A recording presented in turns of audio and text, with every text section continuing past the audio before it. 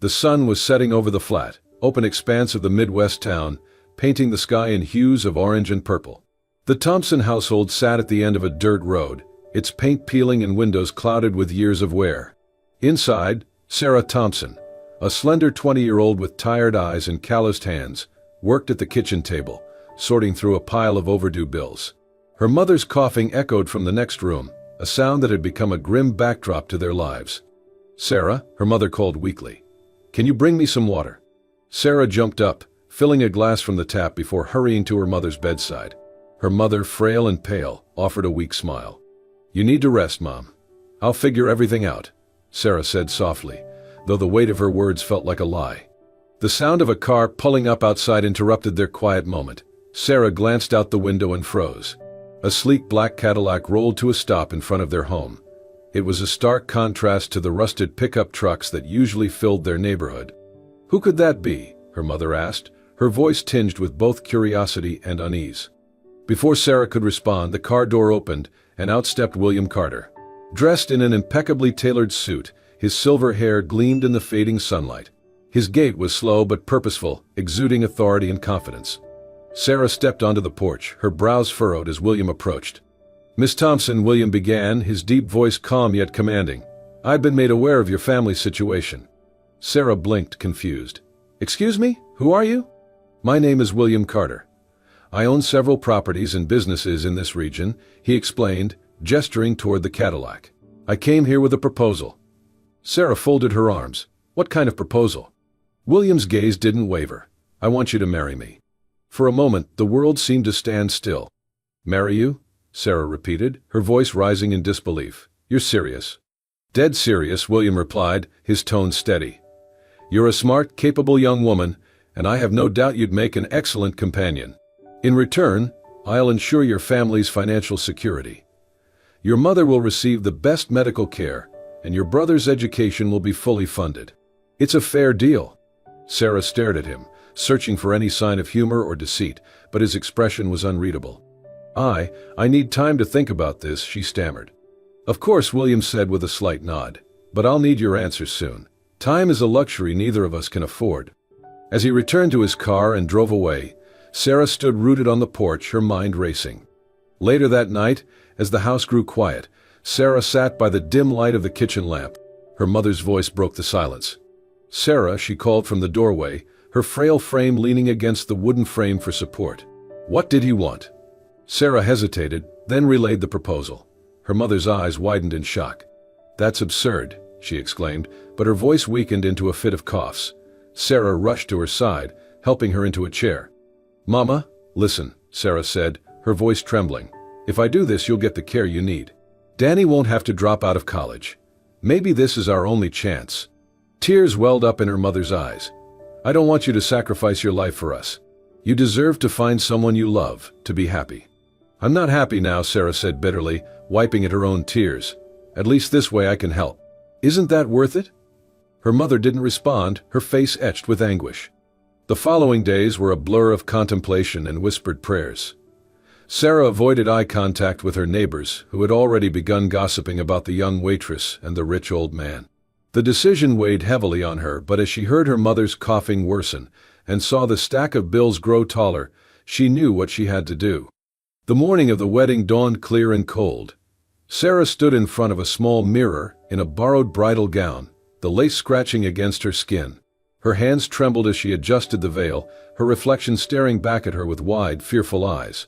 In the quiet room, she whispered to herself, "Am I making the biggest mistake of my life?" A knock on the door startled her. It was her younger brother, Danny, his suit too big for his lanky frame. "Sarah, it's time," he said softly, his voice cracking with emotion. Sarah took a deep breath, forced a smile, and nodded. "Let's go." She walked out of the room toward a future cloaked in uncertainty. The sprawling mansion stood atop a secluded hill in upstate New York, its towering silhouette outlined against the gray sky. Sarah stepped out of the sleek black car, her small suitcase clutched tightly in her hand. The imposing structure loomed before her, its windows dark and uninviting. Inside, the grand foyer was as cold and unwelcoming as the exterior. Polished marble floors stretched beneath high ceilings, adorned with crystal chandeliers. Everything about the mansion screamed wealth, yet it felt devoid of warmth or life. Mary, the longtime housekeeper, greeted Sarah with a forced smile. A woman in her late 60s with a sharp gaze, she gestured for Sarah to follow her. "This will be your room, Mrs. Carter," Mary said, opening the door to a modest bedroom on the second floor. The room was well appointed but plain compared to the rest of the house. "Thank you, Mary," Sarah said, forcing a smile. "And please call me Sarah." Mary gave her a tight nod before turning to leave. Over her shoulder, she added, "If you need anything, the staff is here to help. But it's best not to ask too many questions." Sarah blinked, her smile faltering. "What do you mean by that?" Mary hesitated but didn't answer. Instead, she stepped out and closed the door behind her, leaving Sarah alone. Over the next few days, Sarah tried to settle into her new life, but the mansion's vastness and eerie silence made it difficult. William, now her husband, was either in his study or out of the house for hours at a time. Their interactions were cordial but distant, as if their marriage were little more than a business arrangement. One evening, Sarah mustered the courage to join him at dinner. The long dining table felt absurdly empty with just the two of them seated at opposite ends. "Do you always eat alone?" Sarah asked, her voice echoing slightly in the cavernous room. "Mostly," William replied without looking up from his plate. "I have a lot of work to attend to." Sarah pressed on. "And what kind of work keeps you out so late?" William's fork paused mid-air. His eyes flicked up to meet hers, cold and unreadable. "Business," he said curtly before returning to his meal. That night, Sarah lay awake in her bed, staring at the ornate ceiling.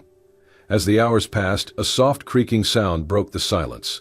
It started faintly, like distant footsteps, then grew louder as if someone were walking down the hallway outside her room.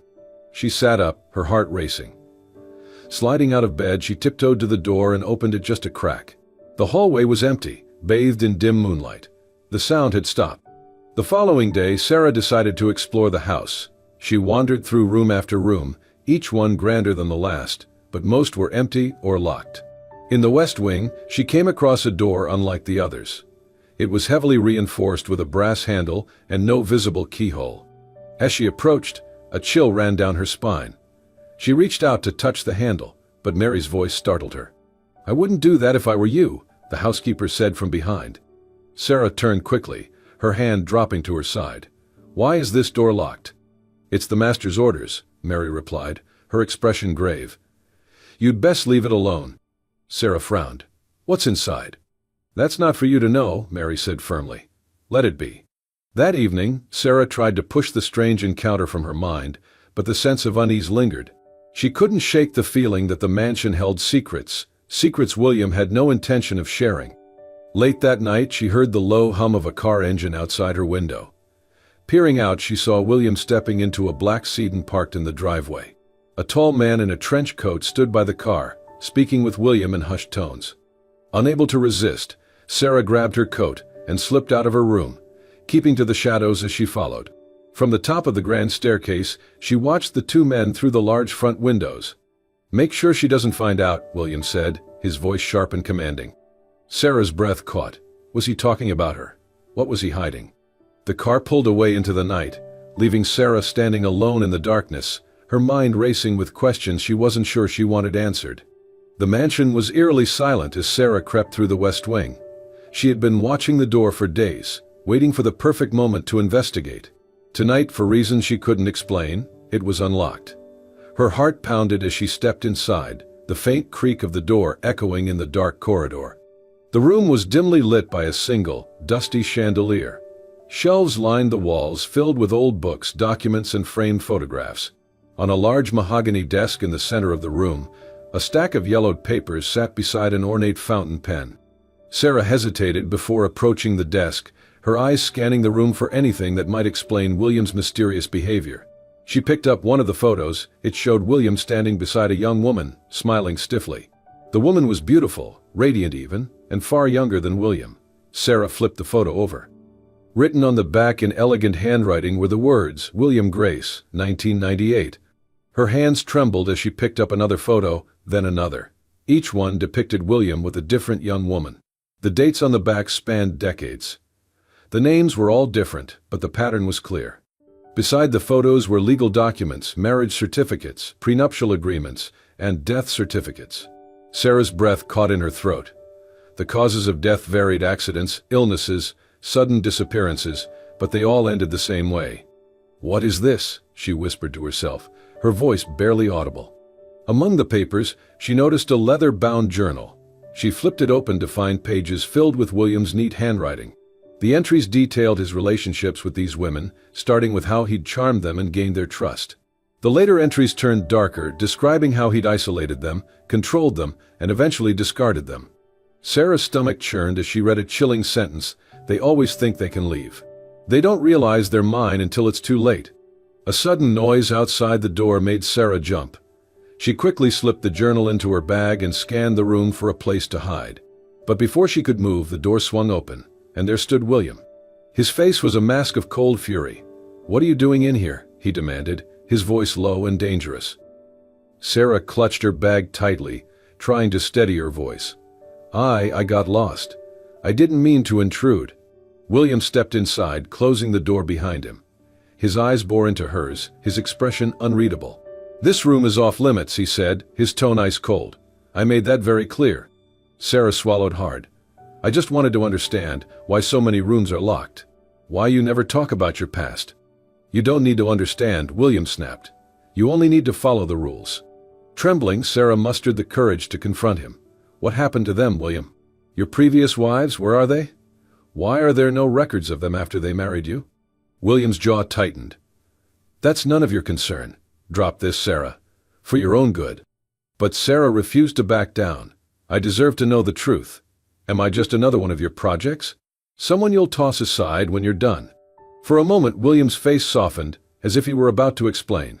But then his cold mask returned. "You're my wife now. That's all that matters. Don't make me regret my generosity." His words sent a shiver down Sarah's spine. She realized she was in far deeper danger than she'd imagined. William wasn't just a controlling man with secrets, he was a predator. Feigning submission, Sarah nodded. "I'm sorry. I shouldn't have pried." William studied her for a moment before stepping aside. "Good. Now get out of here and stay out." Sarah hurried past him, clutching her bag tightly. She could feel his eyes on her as she left the room, and her skin crawled with unease. Back in her bedroom, she locked the door and sat on the edge of the bed, pulling the journal from her bag. Her hands trembled as she flipped through the pages, reading more of William's disturbing entries. The journal described not just the manipulation but also the elaborate lies and cover-ups he'd used to ensure no one suspected him of foul play. One phrase stood out, written in bold letters across an entire page: "They think they can escape, but they never do." Sarah's chest tightened. She knew she had to get out of the mansion, but William was always watching. The staff seemed loyal to him, and the house was surrounded by high walls and security cameras. A knock on her door startled her, and she quickly hid the journal under her pillow.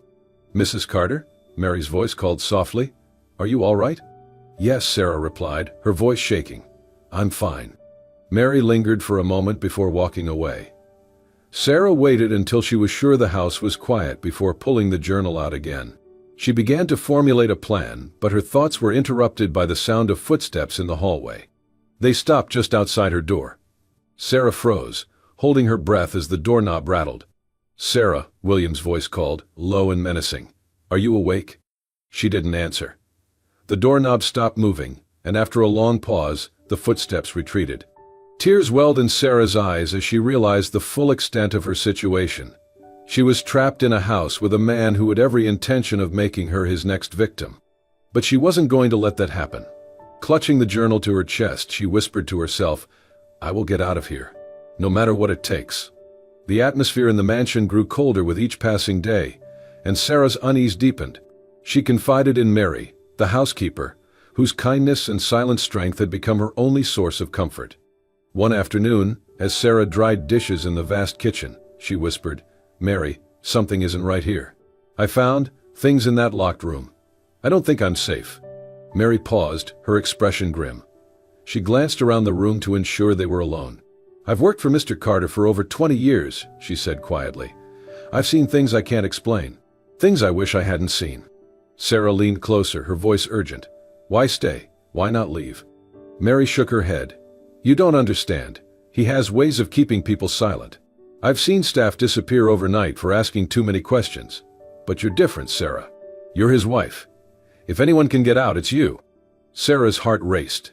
"Then help me, please." Mary hesitated before nodding. "I'll do what I can." Over the next few days, Sarah began meticulously observing William's habits. She noted when he left for his late-night outings and when the security cameras rotated. She memorized the guards' schedules and the layout of the sprawling estate. To maintain the illusion of compliance, she played the role of the dutiful wife. At breakfast, she smiled politely, serving William coffee. She complimented his suits and pretended to listen attentively to his stories about business deals. Inside, every interaction felt like a betrayal to herself, but she knew it was the only way to buy time. One evening, while wandering the mansion under the guise of getting to know her new home, Sarah stumbled upon the basement door. It was slightly ajar. Curious but cautious, she slipped inside. The air was damp, and the faint smell of mildew hung in the air. As she descended the creaky stairs, the dim light from her phone revealed rows of old wine barrels and dusty storage crates. Her eyes landed on a peculiar section of the wall, a seam barely visible, as though it concealed something. She pressed against the wall, and to her shock, it swung open with a low groan, revealing a dark passageway. That night, Sarah lay awake, her thoughts racing. The discovery of the passageway felt like a lifeline, but she knew she couldn't act impulsively. She needed a solid plan, and above all, she needed proof of William's crimes to protect herself once she escaped. Her resolve hardened when she overheard William's late-night phone call. Standing just outside his study, she heard his deep voice through the crack in the door. "Transfer everything before she gets suspicious," he said, his tone clipped and urgent. "Time is running out." Sarah's blood ran cold. Was he talking about her? Was he planning to take everything she owned, or worse? The next morning, Mary approached her in the garden. "I have something to show you," she said, her voice barely above a whisper. In Mary's room, hidden under a loose floorboard, were old letters and documents. They confirmed Sarah's suspicions. William had indeed been involved in the disappearances of his previous wives. "They all tried to leave," Mary said, tears brimming in her eyes, "and none of them made it." With Mary's help, Sarah devised her escape plan. They agreed she would wait until William left for one of his late-night meetings. Mary would create a distraction for the guards, while Sarah used the secret passageway to flee the estate. "I'll leave the journal with the police," Sarah said. "They need to know the truth." Mary grasped Sarah's hand. "Promise me you'll get out of here. Don't look back." Sarah nodded, her determination outweighing her fear. The night arrived. William kissed Sarah's hand at dinner, his cold smile sending a shiver down her spine. "Don't wait up for me," he said, his voice dripping with false affection. As soon as he left, Sarah and Mary sprang into action. Mary feigned an argument with a guard near the front gate, drawing his attention away from the security cameras. Clutching the journal and a small bag of essentials, Sarah slipped into the basement. She found the passageway and ducked inside, her heart pounding as the hidden door closed behind her. The tunnel was narrow and damp, with faint light filtering through cracks in the ceiling. Each step felt like a gamble, the fear of being caught pressing against her like a weight. Suddenly, a noise echoed from behind her, footsteps, heavy and deliberate. Sarah froze, her breath hitching. She turned off her flashlight and pressed herself against the wall, straining to hear. The footsteps grew louder, and a familiar voice called out, "Sarah, you can't run from me." It was William. Sarah's pulse thundered as she gripped the journal tightly. "I have to keep moving," she whispered to herself, summoning every ounce of courage. She darted deeper into the tunnel, William's voice following her like a shadow. The estate was eerily silent as Sarah prepared for her escape. She waited in her room, her bag packed with essentials and the damning journal tucked safely inside. Her heart pounded with each tick of the grandfather clock in the hall. When she heard William's car pull away, she sprang into action. Descending into the basement, Sarah moved quickly to the hidden passageway. The air was damp, and the narrow tunnel seemed to stretch endlessly into the darkness. Her flashlight flickered, casting long, wavering shadows against the stone walls. As she approached the exit, she heard faint voices echoing behind her. Panic surged through her. "They know," she whispered to herself. Tightening her grip on the journal, she quickened her pace, her footsteps muffled by the dirt floor. The voices grew louder, accompanied by the sound of heavy boots on stone. "Find her." William's voice rang out, cold and furious. Sarah's breath came in shallow gasps as she reached the exit, a rusted metal door that creaked loudly as she pushed it open. The sound echoed through the tunnel like a scream, spurring the men behind her to move faster. Emerging into the forest, she sprinted through the underbrush, branches scratching at her arms and face. The night was pitch black, and the only light came from the faint glow of the moon. Behind her, flashlights bobbed as William's men fanned out, their shouts growing closer. "She can't have gone far," one yelled. Sarah's lungs burned as she pushed herself to keep running. She clutched the journal tightly, knowing it was her only weapon against William. Just as Sarah's strength began to wane, she spotted headlights through the trees. A car was approaching on a nearby road. She stumbled toward it, waving her arms frantically. "Help, please, stop." The car screeched to a halt, and the driver, a man in his early 30s with sharp eyes and a determined expression, jumped out. "Are you Sarah?" he asked, urgency in his voice. "Yes," she gasped. "How do you know me?" "I'm James Carter, an investigative journalist. I've been tracking William Carter for years. Get in, we don't have much time." Without hesitation, Sarah climbed into the car, clutching the journal to her chest. James floored the gas pedal as William's men burst out of the woods behind them. A black SUV roared onto the road, giving chase. "Hold on," James said, swerving to avoid a fallen branch. Sarah looked over her shoulder, fear gripping her as the SUV gained on them. "They won't stop," she said. "They'll do whatever it takes to bring me back." "Not if we can get this to the authorities first," James replied, his voice steady. Suddenly, the SUV pulled alongside them, the passenger window rolling down. A man leaned out with a crowbar, aiming to smash their car's side mirror. "Get down," James shouted. Sarah ducked as the mirror shattered. James swerved sharply, forcing the SUV to veer off the road and into a ditch. The forest thinned as the car sped toward the city. Sarah's hands trembled as she opened the journal and flipped through its pages. "This is everything," she said. "Names, dates, even details about how he silenced his previous wives. It's all here." James nodded, glancing at her. "With this and the information I've gathered, we can finally bring him down. But we have to act fast. He won't let this go easily." As they approached the outskirts of the city, Sarah's phone buzzed. It was a message from an unknown number. "You think you've won? This isn't over." Her blood ran cold. She showed the message to James, who tightened his grip on the steering wheel. "He's desperate," James said. "That makes him dangerous. But don't worry, we have the truth on our side." Sarah nodded, determination flickering in her eyes.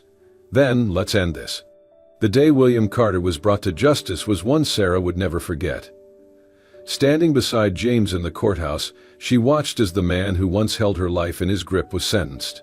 The courtroom buzzed as the judge listed William's crimes, fraud, coercion, and suspected involvement in multiple disappearances. Sarah clutched the journal tightly, its damning evidence now an essential piece of the case. The weight of her journey settled over her, but for the first time in months, she felt lighter. Justice had been served. The media erupted with news of William's arrest. Headlines labeled him a tycoon-turned-predator, exposing the layers of deceit and manipulation he had woven over decades. Victims' families came forward, thanking Sarah and James for their bravery in shining a light on the truth. As part of a court settlement, William's estate was liquidated to fund a compensation program for his victims and their families. Sarah, one of the primary claimants, received a portion of the settlement. For Sarah, the money was a lifeline. She used it to pay off her mother's medical debts and ensure her younger brother could complete his college education. The relief in their eyes was more valuable to her than any dollar amount. Back in her small hometown, Sarah found solace in rebuilding her life. With James's encouragement, she opened a community center focused on supporting women in crisis. She named it New Beginnings, a tribute to her own journey of survival and renewal. The center quickly became a haven for others. Sarah shared her story openly, inspiring women to reclaim their lives and trust their instincts. "Your past doesn't define you," Sarah would say. "Your courage to change does."